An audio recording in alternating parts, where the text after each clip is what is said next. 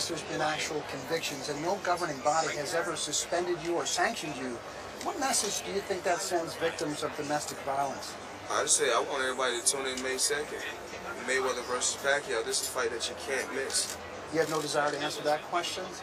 And I'm blessed to be where I'm at. You know, I have 4 beautiful children, and I'm truly, truly blessed to be where I'm at today.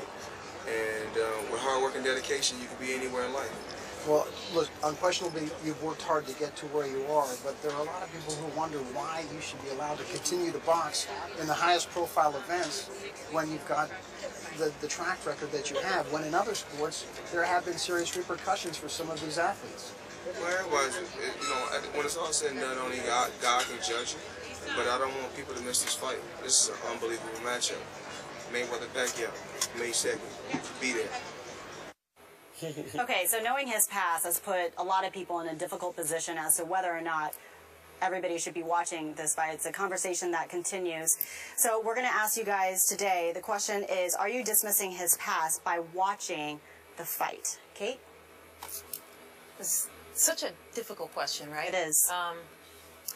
And I think for a media member, for myself, I think it would be claiming some sort of moral high ground to say, I'm not going to watch the fight for this reason, and to say that everybody should join me in that. I understand that people want to watch this fight for the sporting value.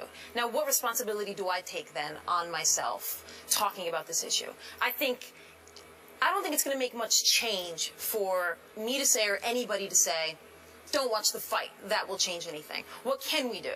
As somebody who gets on TV and talks about this, be educated about this issue. I think that has been the downfall to this point.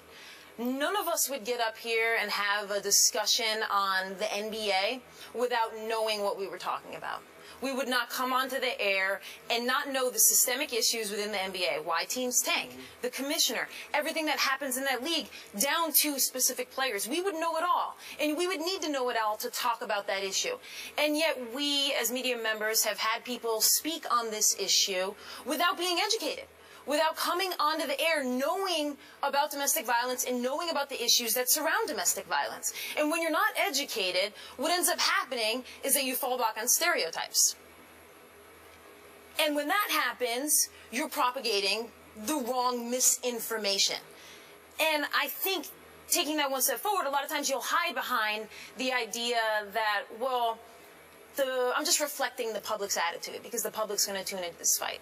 Well, I like to think that we're all trying to provide a different way of looking at things, an insight, an educated insight into a way to look at something.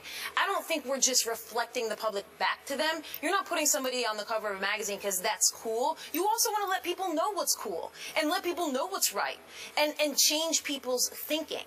And I think that's what's important to me about talking about this issue. Not boycotting the fight and telling people to boycott the fight. I think what's important to say to people and important to say to other media members is when you get on the air to talk about this issue, study.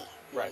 Know the issue. Right. It's not about what happens May 2nd. It's about the conversations we have every day leading up to May 2nd and the conversations we will have right after May 2nd. And some people will say this is about capitalism, that we have put a product out there and people are buying it, therefore it is justified. But what we don't realize is that it's packaged beautifully. It's in the sports world.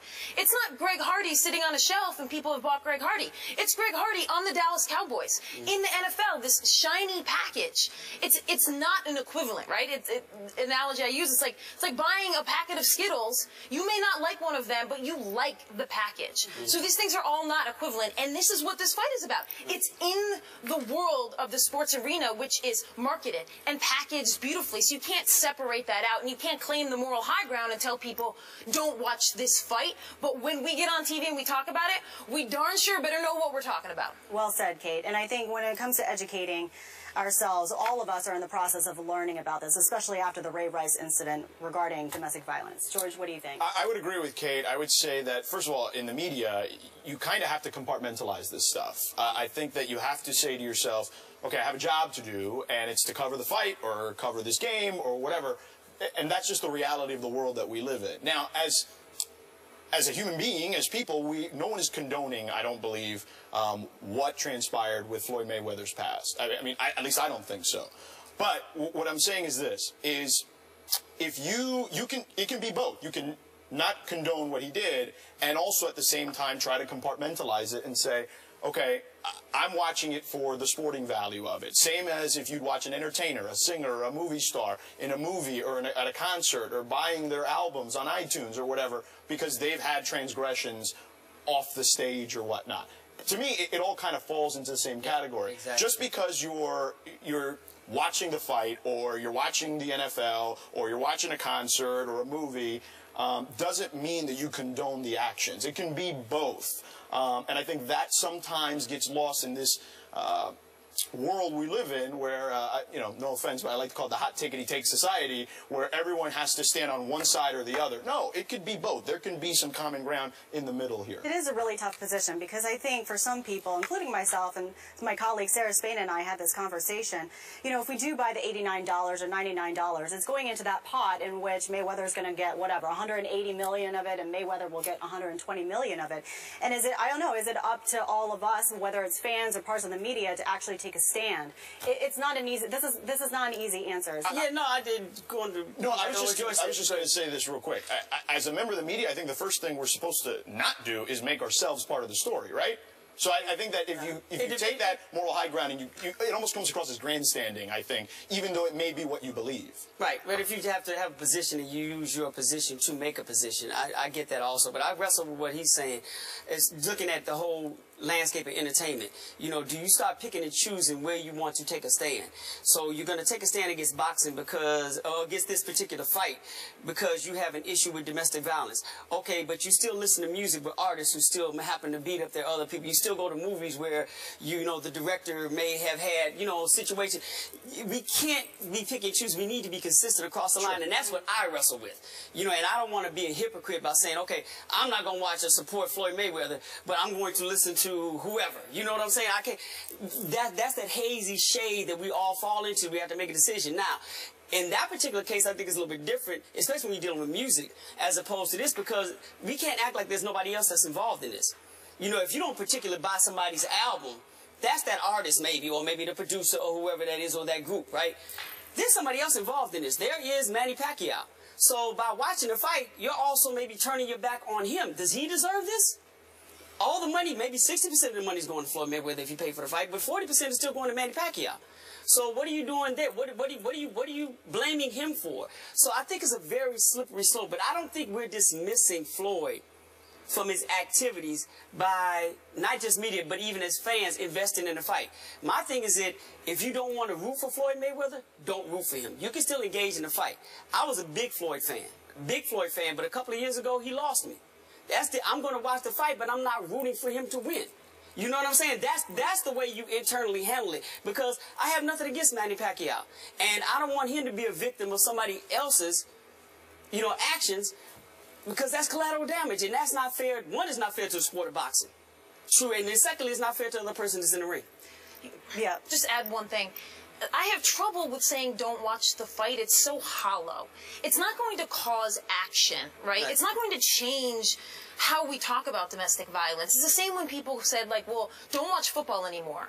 It's such a hollow request, because the fact is, people aren't just going to jump all the way there. You have to make the incremental steps along the way. So instead of just telling people don't buy the fight and you shouldn't care about the fight, and if you do, you're a bad person, why not start here at square one and just speak in more intelligent ways about it when given the opportunity? Address these things in a small manner so that maybe 20 years from now, it's not all of a sudden we have this fight, and 1 week before everybody seems to be recognizing his issues, but we will have had this discussion all along. Right. Yeah. When he's had multiple fights since the issues with him outside the ring had happened already. Right, and I'm not protecting Floyd, but we also have to take into consideration the difference with the NFL maybe is that at least he did go to jail for this. Yes. There was a punishment paid. He paid some dues for this. Now, boxing doesn't have a governing body to do anything about it, but at least he paid some dues. With the NFL, I'm not disagreeing with you. A lot of the people that committed this, they weren't charged with anything. So that may be where, you know, your stand takes a chance, takes a different stance on this. And like, look, at least Floyd, if you want to watch the fight, you can, because you can say, at least I'm not what he stands for, but at least he did pay a punishment. You for can this. say justice was served in the specific sense, right. But then you can have a larger question about whether our social justice system actually is working. Right. And also, he never faced any sort of consequences from the Boxing Commission and officials. He was never suspended. And that 90-day sentence that he received back in 2011, that actually got pushed back so he could go and move forward And with he only served Miguel. two-thirds of it. Exactly. So, stepping away from this discussion, we're going to focus on the fight. We've been waiting for years for this fight, and now it is just days away. So coming up, we're going to go ahead and make our picks.